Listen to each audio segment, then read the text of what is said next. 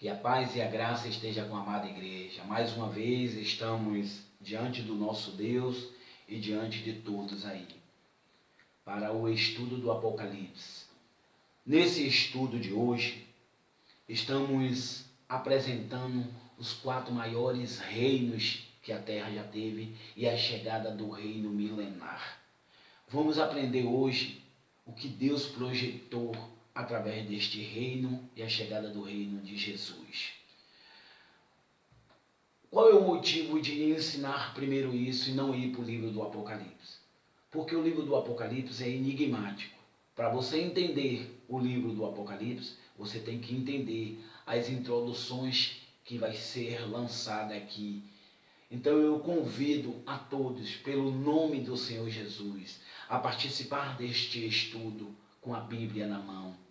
E você, meu irmão, vai crescer muito espiritualmente. E você, meu irmão, que quer tomar frente de obra, você que está na liderança e quer ir para a liderança, aprenda esse estudo. Você vai se fortalecer. Então eu convido a todos, pelo nome do Senhor Jesus, a participar deste estudo maravilhoso, onde você vai conhecer os projetos e as maravilhas do nosso Deus. Então, desde já, prepare os seus ouvidos, porque a palavra diz que quem tem ouvido, ouça o que o Espírito diz às igrejas. Então eu convido a todos agora a abrir a sua Bíblia no livro de Daniel, no capítulo 2. Vamos aprender a palavra de Deus. Amém?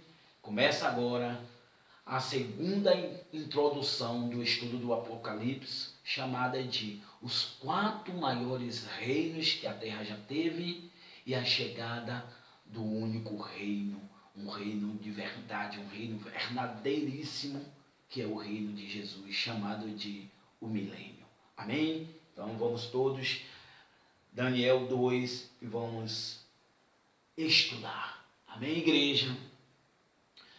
Daniel interpreta o sonho de Nabucodonosor. Esse é o título.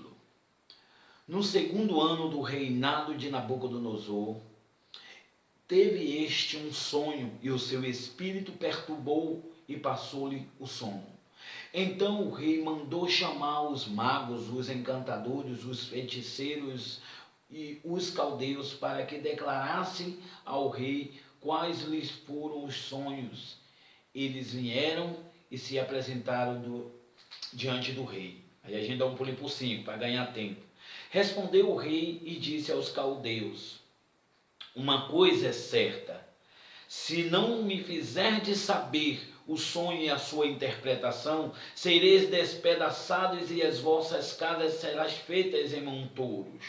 Mas se me declarardes o sonho e sua interpretação, recebereis de mim dádivas, prêmios e grandes honras. Portanto, declarai-me o sonho e a sua interpretação.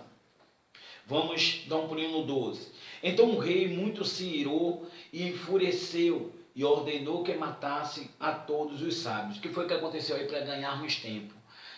Todos os magos começaram a entregar algo para o rei que não tinha nada a ver com o sonho dele. Então ele ficou irado e mandou matar todos.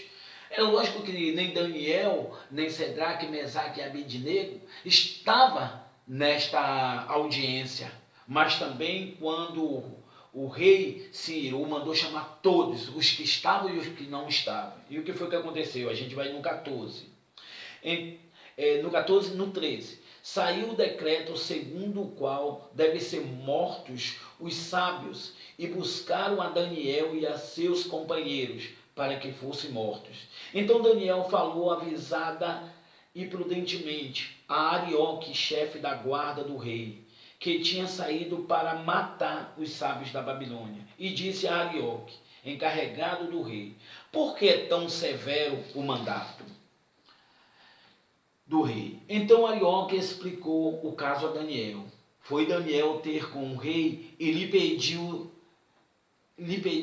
designasse o tempo, e ele revelaria ao rei a sua interpretação. Aí a gente agora dá um pulinho no 26. Respondeu o rei e disse a Daniel, cujo nome era Beltesazar: Podes tu fazer-me saber o que vi no sonho e a sua interpretação? Respondeu Daniel, na presença do rei, e disse: o mistério que o rei exige, nem encantadores, nem magos, nem astrólogos o podem revelar ao rei. Mas há um Deus no céu, o qual revela os mistérios, pois fez saber ao rei Nabucodonosor o que há de ser nos últimos dias. O teu sonho e as visões da tua cabeça, quando estavas no teu leito, são estas. Aí a gente dá um pulinho no 31. Tu, ó rei, estava vendo, e eis aqui uma grande estátua, esta que era imensa, de extraordinário esplendor, estava em pé diante de ti, e a sua aparência era terrível.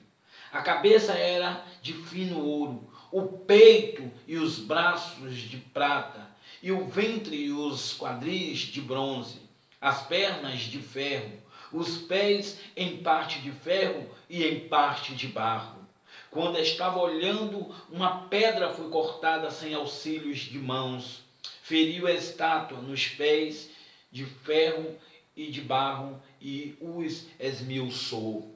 Então foi juntamente esmiuçado o ferro, o barro, o bronze, a prata e o ouro, os quais se fizeram como a palha das eiras no estio.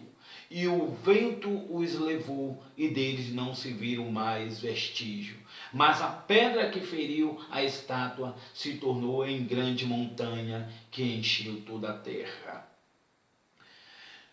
O que a palavra está querendo nos dizer é que Daniel agora está interpretando o sonho de Nabucodonosor. Então no 36 a gente vê agora, este é Daniel agora dizendo a verdade ao rei. Este é o sonho e também a sua interpretação, diremos ao rei. Tu, ó rei de reis, a quem o Deus do céu conferiu o reino, o poder, a força e a glória, a cujas mãos foram entregues os filhos dos homens, onde quer que eles habitem, e os animais do campo, e as aves do céu, para que dominassem sobre todos eles. Tu és a cabeça de ouro. Depois de ti se levantará outro rei inferior ao teu, e o terceiro reino de bronze, o qual terá domínio sobre toda a terra. O quarto reino será forte como o ferro, pois o ferro a tudo quebra e esmiuça. Como o ferro quebra todas as coisas, assim ele fará em pedaços e esmiuçará. Quanto ao que viste dos pés e dos artérios, quer dizer, dos dedos, em parte de barro, de olheiro, e em parte de ferro, será esse um reino dividido. Contudo, haverá nele alguma coisa da firmeza do ferro, pois que viste o ferro misturado com barro de lodo. Como os artérios, quer dizer, como os dedos dos pés, eram em parte de ferro e em parte de barro, assim, por uma parte, o reino será forte e por outra será frágil.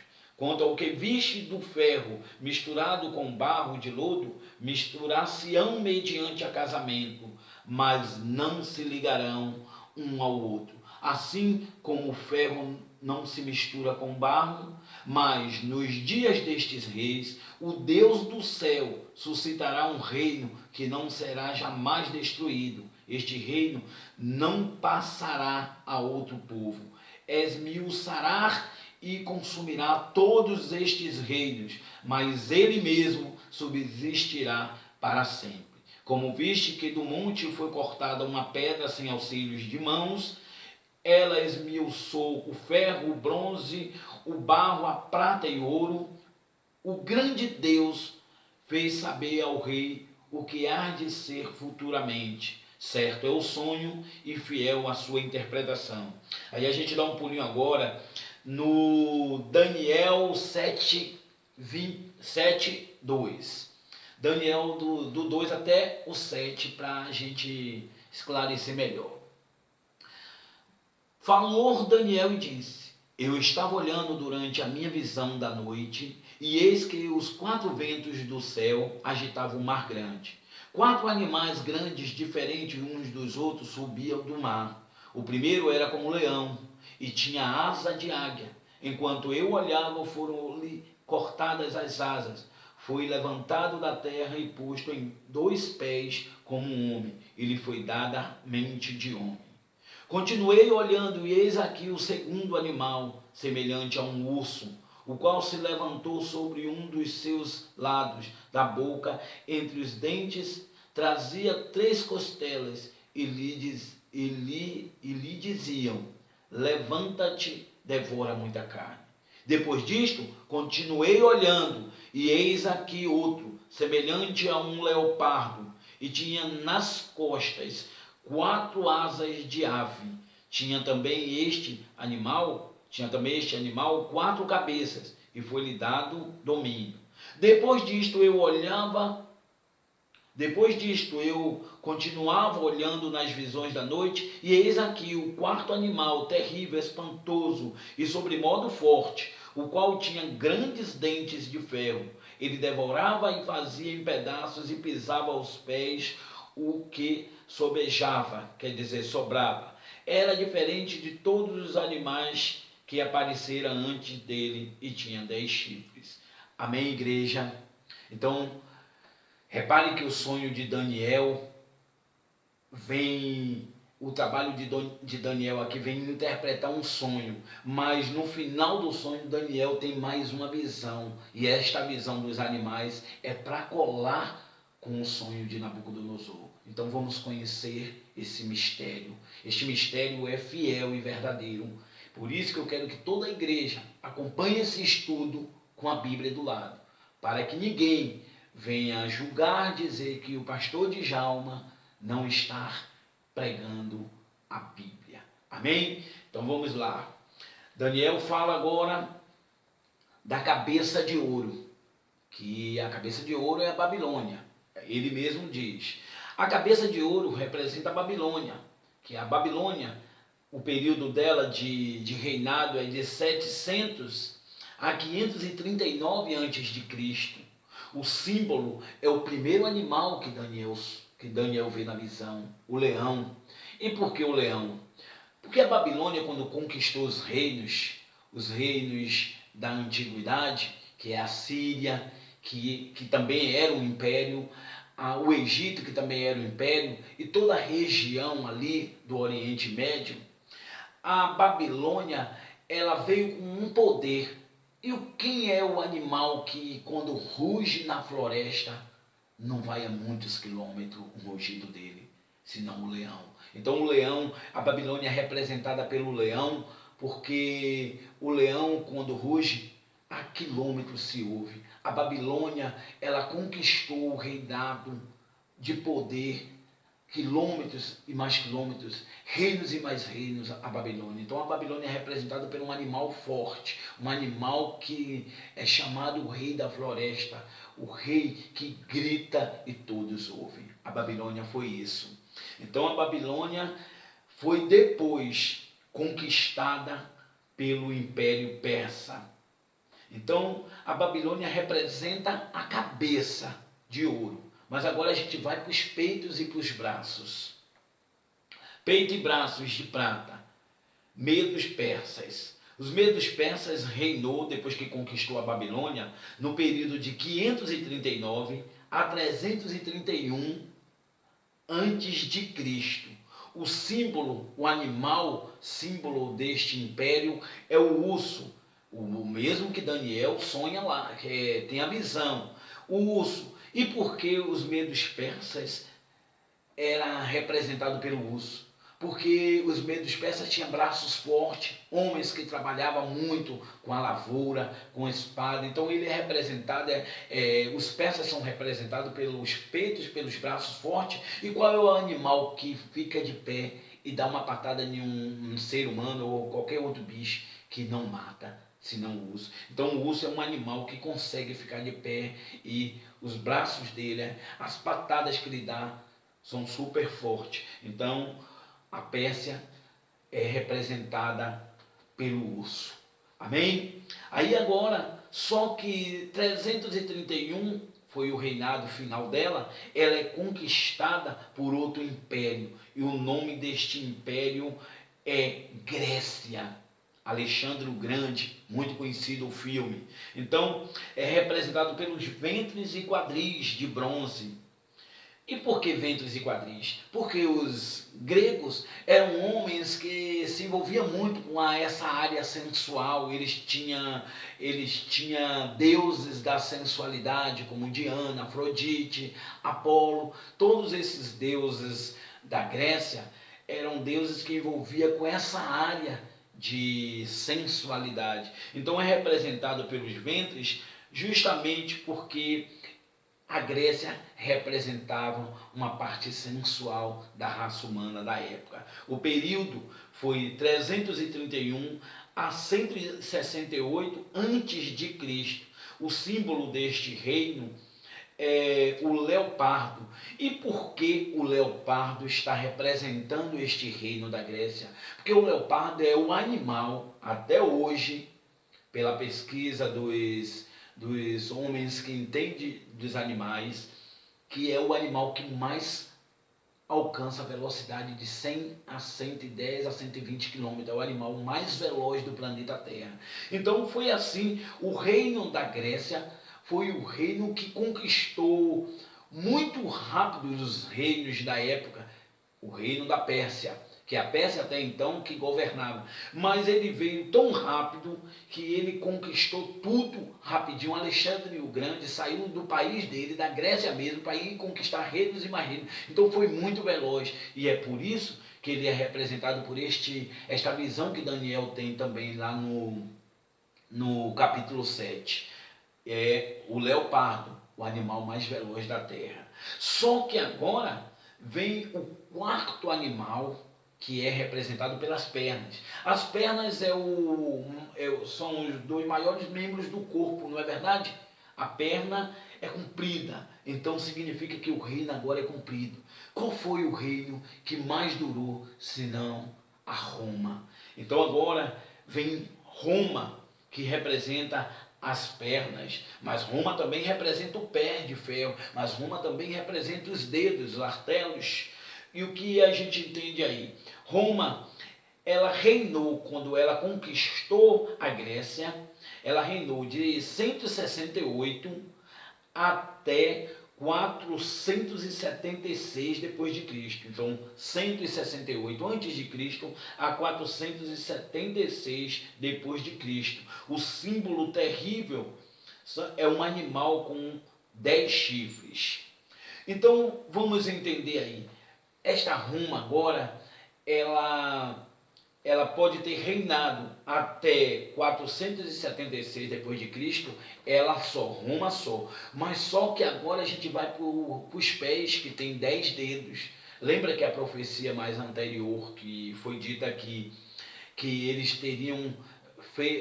seriam divididos, o reino, esse último reino seria dividido, tentariam em casamento para se unir, para formar um reino de novo, só um reino, e não conseguiram. Assim aconteceu. Os pés de ferro e barros é chamada de Roma restaurada. Então os pés de ferro e barro é a Roma restaurada. Por quê? Porque o ferro e o barro não se combinam.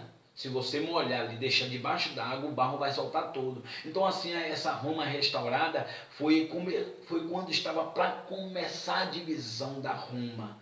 Aí mais embaixo a gente vê aqui os 10 dedos, que simbolizam o Império Cristiano, que é Roma dividida.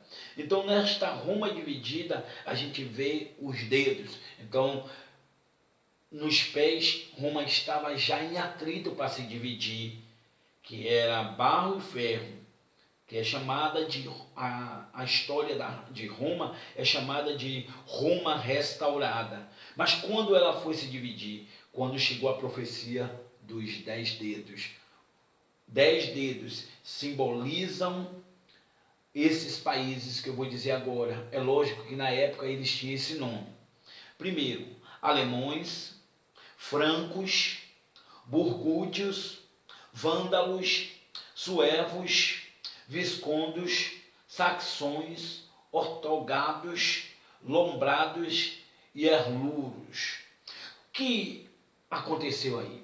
Aconteceu que Roma, em 476, ela começou a surgir com diversos atritos, com diversas batalhas de divisões. E nesta divisão, que é representada pelos 10 dedos, as famílias se dividiram em 10. No decorrer dos tempos, dos séculos, tentaram se reunir de novo, querendo tornar uma Roma poderosa, mas não foi possível. E por que não foi possível? Porque a profecia já estava escrita. E quando a profecia está escrita, o poder de Deus já está no comando.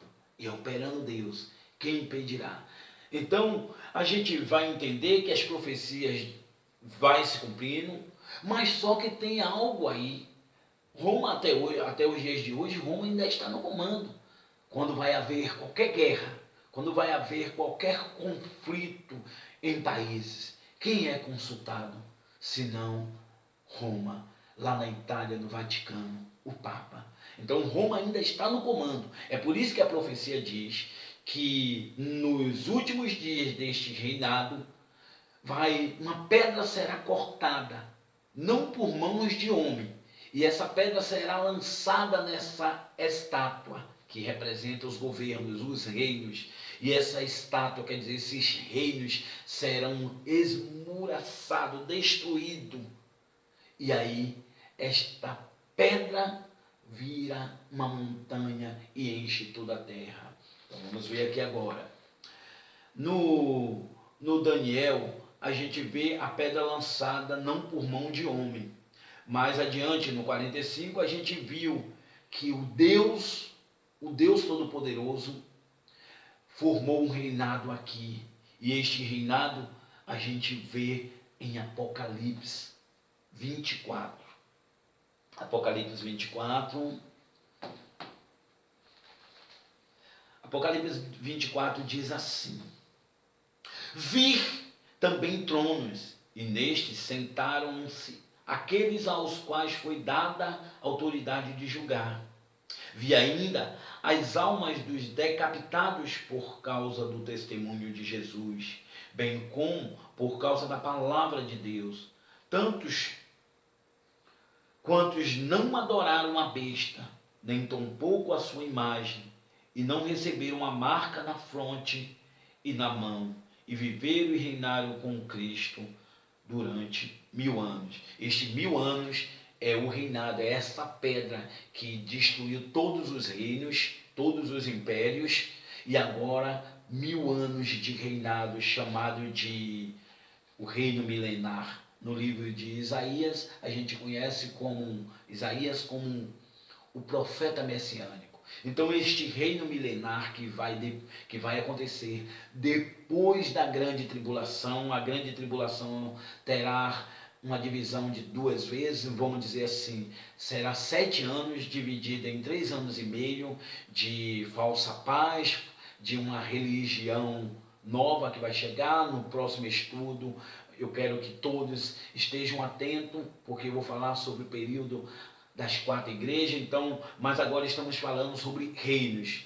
Então, depois dos 7 anos, quando Jesus descer para combater definitivamente o mal, que no livro do Apocalipse, mais adiante, vamos estudar e todos vão aprender, que estejam com a mente preparada para aprender essas coisas maravilhosas do Apocalipse. Amém? Então, o reino milenar, onde Jesus reinará, vai ser um reino de paz, um reino de alegria, um reino de prosperidade, um reino de fidelidade, um reino de convivência muito melhor do que todos os reinos que a terra já teve. Mas por que isso? Porque a gente entende que os reinos dos homens, ele tem falhas. Primeiro, porque o espírito do inferno está aqui, enganando. A palavra de Deus nos ensina que o príncipe deste século cegou o entendimento dos incrédulos para que neles não resplandeça a luz do evangelho. No reino milenar, esse seres maligno, este príncipe, que é Satanás, junto com seus milhares de demônios, como os homens maus, não vão estar na terra. Então o reino de Jesus vai ser um reino de bênçãos, onde o mal já saiu da terra, onde o pecado foi extinto, onde a transgressão, onde as obras do inferno foi extinta.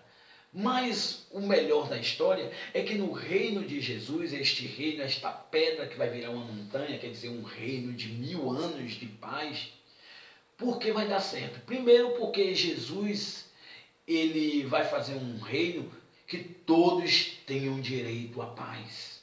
E qual é o erro dos outros reinos? Qual é o erro dos homens? É que os homens, até então, quando fala, quando está na política, quando está ainda para se envolver com o poder público, ele promete que quando estiver lá no poder público vai fazer e vai acontecer. Mas quando eles estão lá dentro, eles esquecem de onde eles vieram e passam a ser homens corruptos. Na verdade, as obras do inferno penetram e eles viram homens soberbos, hipócritas, homens totalmente usuráveis. Eles primeiro pensam nele para depois pensar na população, então eles estão totalmente presos ainda ao pecado. E como pode um homem que é preso ao pecado fazer um governo justo, fazer um governo que em todas as partes esteja de acordo com o que Deus quer? Mas o reino de Jesus vai ser um reino verdadeiro. E eu digo a todos, meu irmão e minha irmã, nós, aceitando Jesus como nosso Senhor e Salvador, nós temos o direito de, nos dias de hoje, termos também este governo dentro do nosso coração.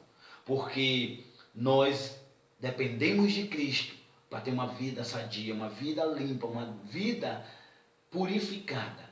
Mas enquanto estivermos mediante as nossas próprias vontades, vamos pecar. Porque a palavra de Deus diz que maldito é o homem que confia no homem.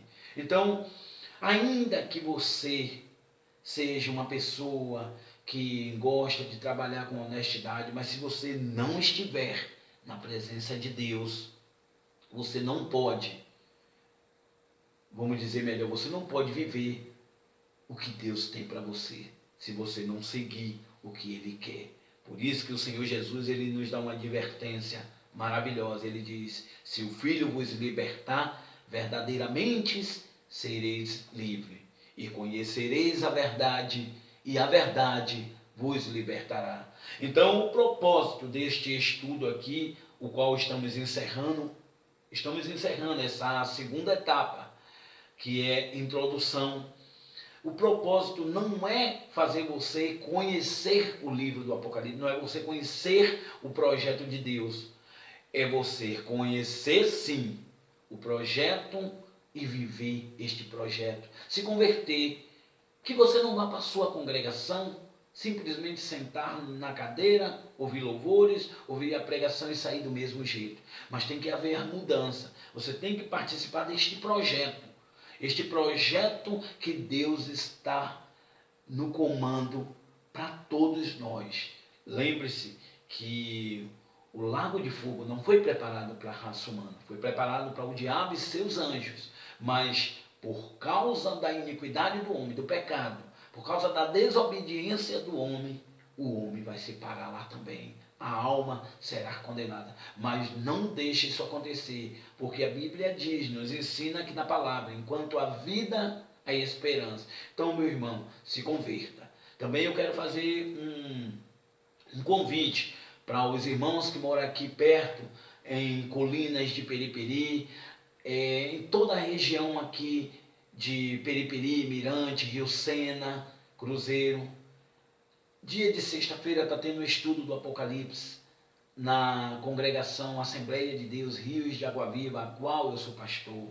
E eu gostaria de convidar vocês que não tem culto dia de sexta-feira na sua congregação. Não fique em casa assistindo novela, assistindo filme, jogando videogame, jogando conversa fora. Venha conhecer o profundo, porque aqui no estúdio você não está podendo fazer perguntas, mas na congregação você pode fazer a pergunta.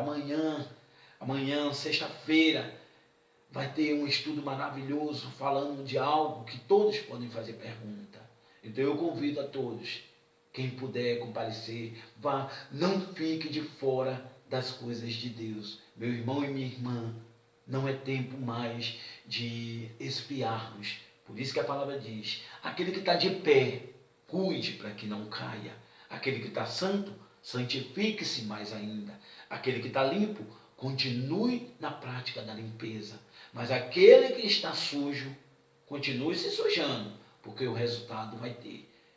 Independente, Deus, ele não depende nem de mim, nem de você, para que os projetos dele venham acontecer, que os planos dele venham acontecer. Deus, ele só depende dele mesmo. Mas ele quer que venhamos participar do projeto dele e que venhamos ficar do lado da profecia que vai vencer. Porque muitos estão ficando do lado da profecia que vai perder, que é aquela profecia que fala, que condena. Como a palavra de Deus, ela é verdadeira. Deus, no livro de Deuteronômio 34, Deus diz, eis que proponho diante de ti a bênção e a maldição, a vida e a morte. Ele está propondo, somos nós que escolhemos de que lado queremos ficar. Somos nós que estamos escolhendo, enquanto estivermos vivos, se a eternidade vai ser no lago de fogo ou a eternidade vai ser na glória de Deus. Então, desde já, eu convido os irmãos a participar também do terceiro estudo, que sairá para a semana, que todos passem esse estudo para seus irmãos, porque quanto mais conhecermos, quanto mais passarmos a entender os objetivos de Deus, mais forte ficaremos contra as ciladas do inferno. A palavra de Deus diz, resisti ao diabo e ele fugirá de vós. Mas como vamos resistir se não conhecemos a palavra de Deus? Então, eu convido o irmão para não só agora, nesse instante que você está assistindo, que você está aí ligado nestas profecias, mas que nas outras que vai surgir. Envia isso aí, coloca ali, se inscreve, fica atento, porque esse estudo, em nome do Senhor Jesus, não vai parar. Vai ter muita coisa ainda. O próximo estudo, vamos falar sobre as 4 fases da igreja. A igreja primitiva, depois surge a igreja católica, depois surge a igreja evangélica, e a 4ª é para os 7 anos, chamado de igreja apostada. Vocês vão ficar maravilhados com esse estudo. Mas uma coisa é certa, meu irmão e minha irmã. Venha para o lado de Cristo e ajude a cada irmão que você está vendo que está fraco na presença do Senhor. Ajude ele a se fortalecer. Não o julgue, não o condene e nem lance-o mais para o buraco. Pelo contrário, coloque uma corda na mão dele e puxa, tira ele de dentro do buraco. É o projeto de Deus, é o projeto do Senhor Jesus, que venhamos amar um ao outro e um ajudar o outro, porque lá em cima todos nós vamos nos abraçar. Amém, igreja? Então eu agradeço esta rica oportunidade que Deus está nos dando, e eu digo a você, meu irmão e minha irmã, quando você compartilhar esse estudo, Deus também vai te honrar, porque uma coisa é certa, aquele que não ajunta, espalha. Aquele que não é contra a obra de Cristo é a favor. Então seja a favor e espalhe esse estudo maravilhoso, que vai ter mais quatro estudos, que é chamado de introdução, até o início do Apocalipse. Quando começarmos o Apocalipse, você vai estar bem